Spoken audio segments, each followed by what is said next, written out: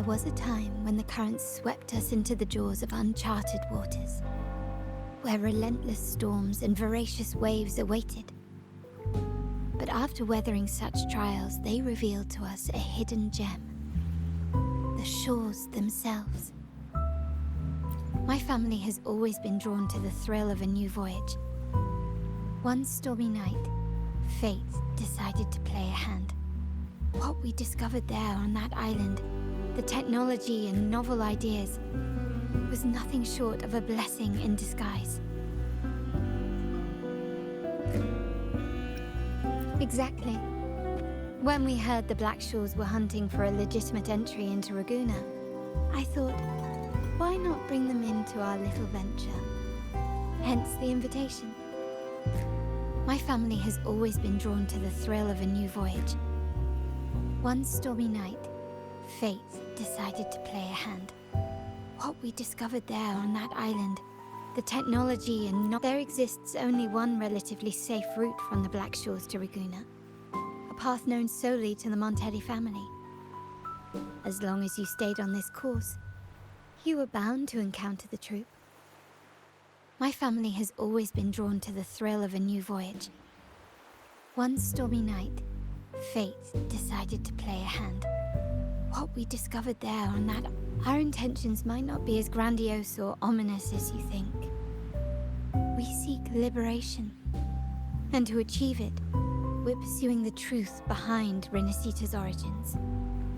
Legend has it that when people first arrived on this island, Genesis Nexus was already here, welcoming them. The prevailing belief is that the Sentinel gifted us this technology, and despite nobody ever seeing the Sentinel in person, we talk with them through supposed telepathy. Notice anything strange about that story? Terminals conjure up echoes, and the Genesis Nexus allows the Raganese access to common echoes. If the Genesis Nexus was present when the first settlers arrived, who built it? And really, if no one's ever laid eyes on the Sentinel, how can we be so sure that statue really represents them? It seems to me the Order might have spun us a tale, hiding the true origins behind their grand myths. No, we have no ambitions to rule or to renounce our faith. And really, this city should not be ruled by any one entity. The hour grows late. I have arranged accommodations for you at Palazzo Grotta in the south. Let us walk there together, and I can share a story along the way. Think of it as a bedtime tale. I learned it from the troop. It's about Fleurdelys, the Blessed Maiden. Once, the Blessed Maiden was just a simple peasant girl. During the Sentinel's gratitude rite, the young Fleurdelys managed to sneak past the guards and drink the sacramental wine. Every drop. Perhaps it was the intoxicating wine in Eglatown, or simply her lack of experience with spirits. But she soon found herself quite drunk. Swaying on her feet, she ascended the ceremony's grand platform, lifted her threadbare dress, and began a rather ungainly dance. Seizing the sacred horn, she played a carefree folk tune, dodging the guards and weaving through the crowd with surprising agility. Remarkably, the crowd, as if drawn by an unseen force, followed her lead, transforming the solemn ceremony into a wild parade of cheers and revelry. Naturally, the Order was less than pleased. The pilgrim sale did not yet exist, so Fleurdelys faced 3 days of confinement. During that time, she used her prison walls as a canvas. That unforgettable day of disordered revelry left a lasting mark on all who witnessed it. Is it not remarkable? A rebellious girl, chosen by the Sentinel to become the Blessed Maiden. If the Sentinel indeed permitted such a girl to serve as their spokesperson, it suggests that all this joyous revelry is not something they disdain. Perhaps they too enjoy poetry, painting, tears, laughter, romantic tales of nights, and dancing amidst crowds, much like ourselves.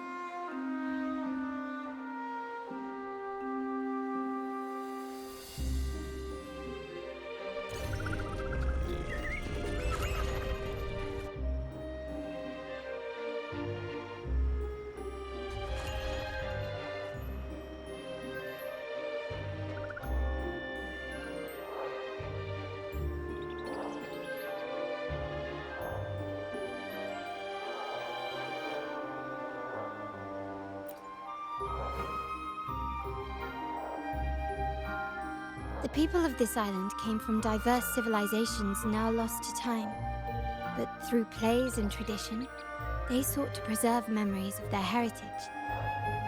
In the past, while the clash of cultures led to conflict, the Raganasia united through faith, restoring balance even if precarious. To maintain this unity, we've always needed both a sentinel and a play based on a shared legend that gives us roles.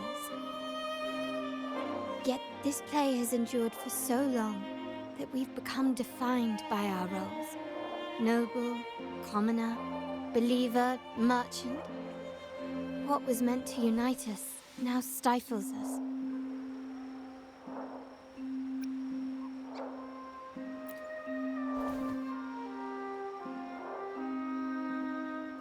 Now, we yearn for a day when we can truly set aside our titles and positions, express our true selves, and join together in celebration.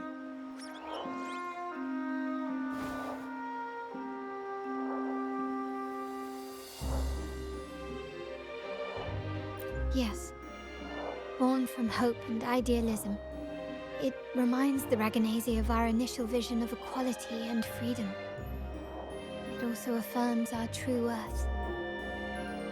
While the Order's true intentions remain unclear, we are certain their influence has already eroded the very foundations of our society.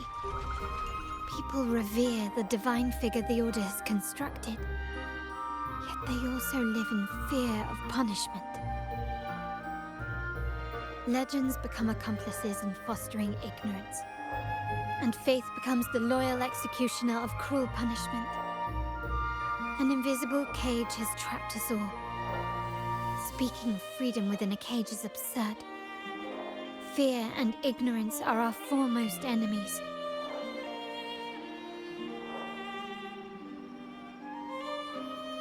This year's carnival will spark a flame fierce enough to burn down that cage.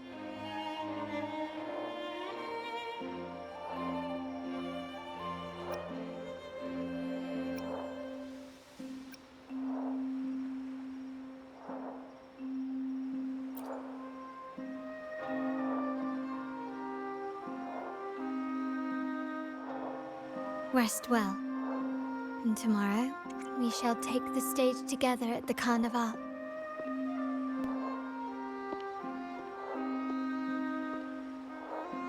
Good night. May your dreams be sweet.